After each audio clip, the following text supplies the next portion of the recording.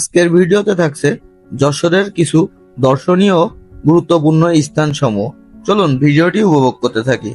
Jessore junction railway স্টেশনটি British আমলে eastern Bengal railway কর্তৃক নির্মিত হয়। এটি খুলনা বিভাগের একটি গুরুত্বপূর্ণ রেলওয়ে জংশন স্টেশন।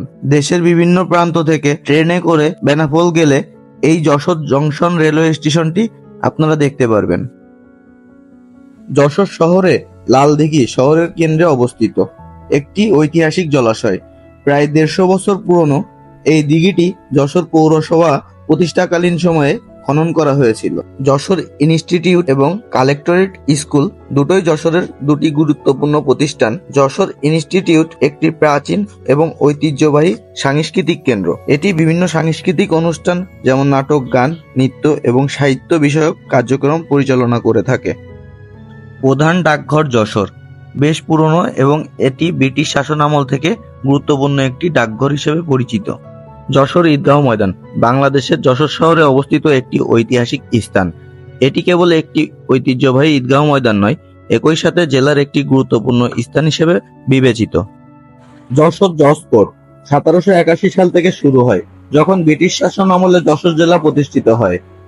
যশোর পৌর পার্কটি 1864 সালে যশোর পৌরসভা প্রতিষ্ঠিত হওয়ার পর শহরের নাগরিকদের জন্য স্থাপন করা হয়। যশোর পৌর পার্কটি বাংলাদেশের অন্যতম প্রাচীন একটি পার্ক। এটি যশোর শহরের একটি গুরুত্বপূর্ণ বিনোদন কেন্দ্র এবং ঐতিহাসিক স্থান হিসেবে বিবেচিত। যশোর পৌর পার্কটি জনসাধারণের জন্য উন্মুক্ত একটি পার্ক। এটি সপ্তাহে প্রতিদিনই খোলা থাকে। যশোর স্টেডিয়াম, যা শামসুল হুদা স্টেডিয়াম নামেও পরিচিত, বাংলাদেশের যশোর জেলা শহরে অবস্থিত একটি স্টেডিয়াম। এটি মূলত ফুটবল ও ক্রিকেট খেলার জন্য নির্মিত হয়েছে। 1959 সালে স্টেডিয়ামটি প্রতিষ্ঠিত হয় এবং 1988 সালে যশোর শহরের ক্রীড়াবিদ শামসুল হুদার নামে নামকরণ করা হয়। খুলনা বিভাগের তৃতীয় বৃহত্তম এবং দ্বিতীয় উন্নত শহর যশোর শহর। এটি বাংলাদেশের অন্যতম শিল্প ও উন্নত শহর। যশোর পৌরসভা বাংলাদেশের একটি প্রাচীন পৌরসভা, যা 1864 সালে প্রতিষ্ঠিত হয়। যশোর পৌরসভার আয়তন 14.72 বর্গ কিলোমিটার। যশোর পৌরসভা এলাকার জনসংখ্যা 2,86,163 জন। যশোর কালেক্টরেট ভবন, যা ব্রিটিশ আমলে নির্মিত হয়েছিল, এটি যশোর শহরের একটি ঐতিহ্যবাহী স্থান। যশোর কালেক্টরেট ভবনটি 1786 সালে স্থাপিত হয়।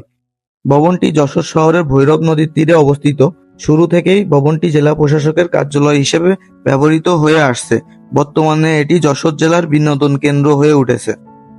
Jessore collectorate park, Jessore collectorate ভবনের পিছনেই রয়েছে Jessore collectorate park. Jessore collectorate পার্কে রয়েছে যশোর জেলার মানচিত্র ও ঐশ্বর্য ঐতিহ্যের যশোর একটি স্তম্ভ। আরো রয়েছে একটি পুকুর। পুকুরেই রয়েছে বিভিন্ন প্রজাতির রঙিন মাছ, যা দর্শনার্থী ও বাচ্চাদের মনে আকর্ষণ করে। পুকুরের মধ্যেই রয়েছে বোট সার্ভিস। এখানে আপনি বোটে করে পুকুরটি ঘুরতে পারবেন। আপনার খরচ হবে জনপ্রতি 20 টাকা করে, 4 জন 80 টাকা। পুকুরটি চারপাশ বাঁধানো এবং বসার জায়গা করে দেওয়া। আরো রয়েছে এখানে প্রাণ প্রকৃতির পাঠশালা, আপনি এখানে বসে বইও পড়তে পারবেন। কালেক্টরেট ভবনের পাশেই রাখা আছে পুলিশ জব্দকৃত, অ্যাক্সিডেন্টকৃত, কাগজবিহীন ও পুলিশ জব্দকৃত গাড়ি, যা দিনের পর দিন গাড়িগুলো নষ্ট হয়ে যাচ্ছে। অনেক গাড়ি ও মোটরসাইকেল এখানে রাখা আছে। ভৈরব নদীর পাশেই একটি পার্ক তৈরি করা হয়েছে। কালেক্টরেট ভবনের সামনেই পার্কটি অবস্থিত।